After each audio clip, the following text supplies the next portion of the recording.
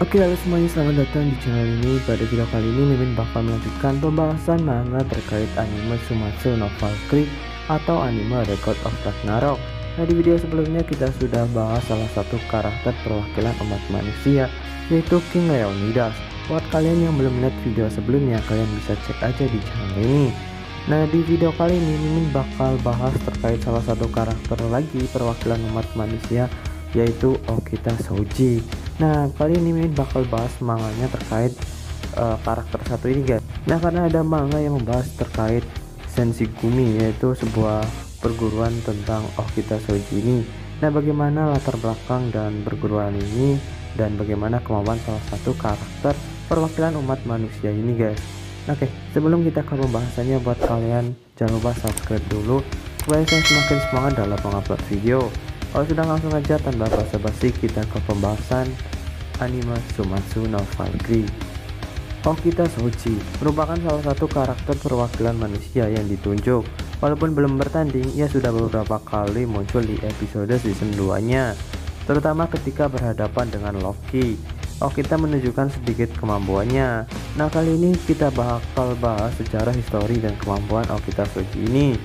Okita Shoji merupakan pendekar pedang dan kapten pertama Shinsengumi. Di Ragnarok, ia bersama seseorang dari perguruan yang sama dan merupakan salah satu teman terbaiknya, yaitu bernama Kondo. Okita Shoji menggunakan pedang katana, menggunakan syal berwarna merah dengan loreng kotak-kotak, dan rambutnya diikat ke belakang dengan ciri khasnya. Perguruan ini menggunakan baju berwarna biru, guys, karena pakaian yang ia gunakan sama seperti Kondo. Nah, lebih jelasnya mari kita bahas manga Requiem of the Shinsengumi, yang dimana menceritakan latar belakang perguruan ini dan karakter Okita Shoji, Kondo, dan lain-lain. Oke, kita memasuki chapter yang pertama, berjudul dengan bunga yang berserakan, guys. Awal mula chapter ini menunjukkan pertempuran di zaman Edo. Terlihat pasukan samurai Okita dan kawan-kawannya tampaknya sudah berhasil mengalahkan musuh-musuhnya. Selanjutnya scan berpindah di kota, nampak ada wanita yang sedang diganggu oleh orang-orang. Nah, tak lama berselang muncul orang tua dengan berpakaian misterius membantu wanita tersebut. Ia mengalahkan komplotan-komplotan itu dengan gampang, dan saat topinya tersingkap dan jatuh, wanita itu menyadari ternyata orang itu adalah kepala regu kedua Shinsengumi. Setelah selesai, ternyata wanita itu datang jauh-jauh dari Tokyo untuk menemui ketua Shinsengumi ini dan menanyakan beberapa hal. Ia menanyakan semua tentang Shinsengumi. Otomatis kakak itu menjawab dan terkejut. Sekelompok pembunuh yang membunuh tanpa henti dan tak tertandingi. Kemudian ia mengarahkan katanya ke arah wanita itu dan mengeluarkan intimidasi kepadanya. Sebelum mendengar sepatah kata pun, hidupnya dalam bahaya. Walaupun wanita ini terintimidasi dan diancam, ia mengatakan dengan tegas ingin mendengar kebenaran tentang Hijikata Toshizu yang merupakan salah satu dari Shinsengumi. Nah, siapakah karakter Hijikata ini? Mari kita lihat ya. Nah, kemudian orang ini menceritakan masa lalu orang tersebut. Hijikata merupakan orang yang dibenci karena cara bertarungnya yang agak sembrono ya, atau asal ngacak-ngacak orang gelut terus. Ia dikenal sebagai letnan iblis Shinsengumi. Dia belajar sendiri tanpa adanya seorang guru awal mulanya. Karena kesibukannya ia menjual narkoba atau obat terlarang, guys. Hingga akhirnya ia menemui sebuah dojo dan ia bertemu salah satu orang dan menanyakan apakah kapten dari perguruan ini kuat. Nah, di scan ini bertanya kepada Okita Shoji, guys. Nah, Okita menjawab dapat dibilang kuat dan di satu sisi ia lemah. Nah, jadi si Hijikata ini sembrono banget ya. Masuk-masuk langsung nantangin ketuanya. Hijikata memasuki dojo dan menantang ke orang-orang yang sedang latihan untuk memanggilkan ketuanya. Ketuanya adalah Kondo Isami. Nah, kali ini pertandingan pun dimulai. Ia melawan dengan Kondo, si Hijikata ini. Kondo langsung memancarkan aura intimidasi yang kuat sampai Hijikata nggak bisa gerak. Ia terkejut dan menantangnya lagi, tapi ia terus kalah bahkan sampai babak belur. Tapi ada hal yang mengejutkan di mana si Hijikata berhasil melukai Kondo. Ia menghindari serangan Kondo dan menyerang ke wajah. Di sela-sela ia menghindarinya, tapi ia terkena serangan telak milik Kondo dan membuatnya jatuh pingsan. Ya, walaupun hasilnya sedikit mengejutkan, di mana si Hijikata berhasil melukai si Kondo, guys. Orang-orang yang melihat sangat terkejut karena ia satu-satunya yang dapat menggoreskan luka di wajah Kondo.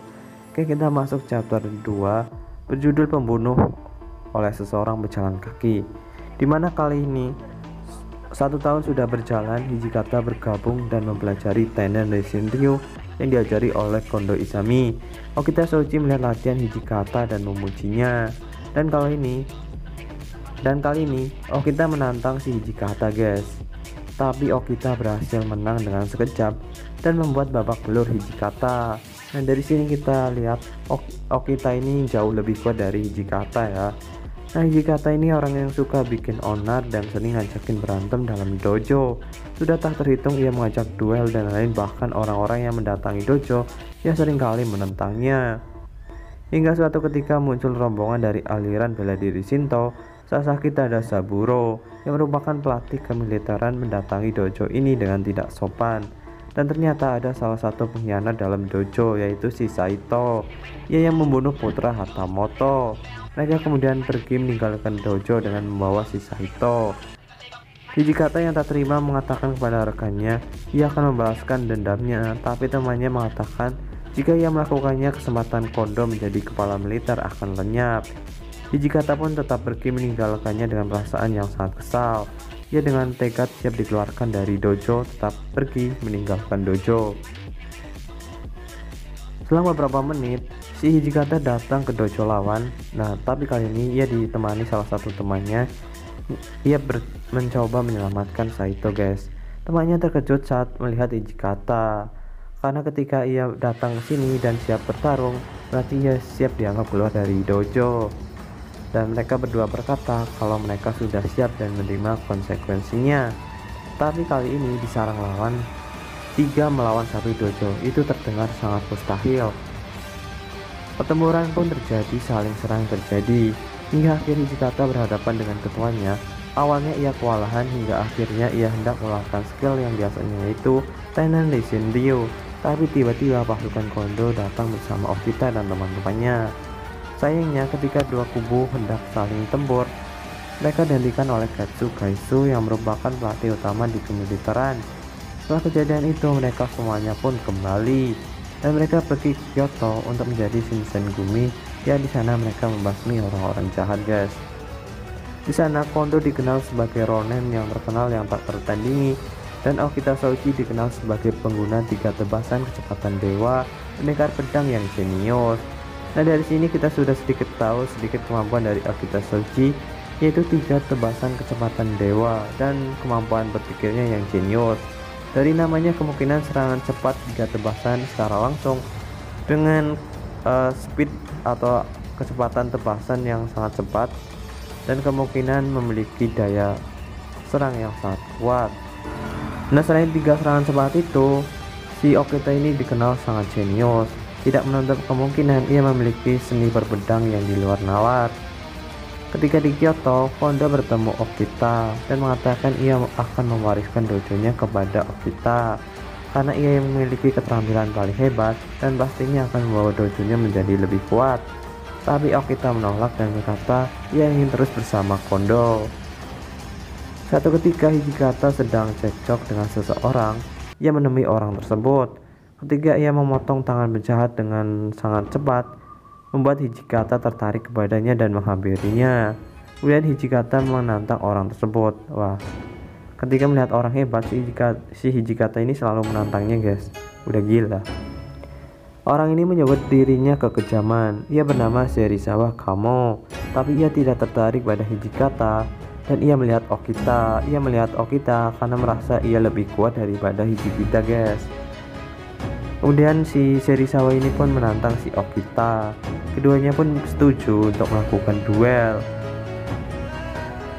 Keduanya pun segera menghunuskan pedangnya. Okita langsung mengarahkan pedangnya ke leher Serizawa, tapi ia berhasil menangkisnya. Okita mengatakan kalau ia akan mati di tangannya, tapi Serizawa berkata untuk tidak meremehkan lawannya. Setelah kejadian ini flashback bagian Okita, di mana sejak kecil ia sudah terlatih membunuh seseorang, bahkan orang dewasa. Hingga akhirnya Okita kecil ini bertemu dengan Kondo. Kondo pun merawat Okita dan mendidiknya dan ia menjadi murid di dojo sejak umur 9 tahun. Nah, itu untuk flashback masa lalu dari si Okita secara singkat. Jadi si Okita dulunya ini pembunuh udah dari kecil ya, dan kemudian ia dipungut sama si Kondo dan dididik di dojo guys. Kemudian kita kembali ke adegan pertempuran. Keduanya masih beradu pedang. Ia sangat kagum dengan kemampuan Okita karena hawa membunuh dan haus darah yang dipancarkan begitu kuat. Ketika serangan cepat Okita marah ke Serizawa dengan cepat menghindari serangannya dan tak terduga ia menunduk dan mengambil batu dan memukulnya di sela-sela serangan Okita. Dan batu ini mengenai kepala Okita dan membuatnya terjatuh guys. Semuanya pun terkejut saat Serizawa hendak membunuhnya. Kondo datang dan memegang bilah katana dengan sangat kuat dan ia siap berhutang, tapi dengan bayaran ia harus mengampuni nyawa si Okita guys. Serizawa pun hanya tersenyum dan berterima kasih karena telah menraktir makanan dan pergi meninggalkannya. Dan kali ini Okita pun selamat. Okita menangis karena dirinya merasa telah mempermalukan dojonya dan ia berjanji selanjutnya tidak akan kalah guys. Nah, selanjutnya adalah pertandingan turnamen yang dimana nantinya Okita bakal ditemukan lagi dengan Serizawa. Nah, kelanjutannya seperti apa? Jangan lupa subscribe dan like karena gue bakal bahas di part yang kedua.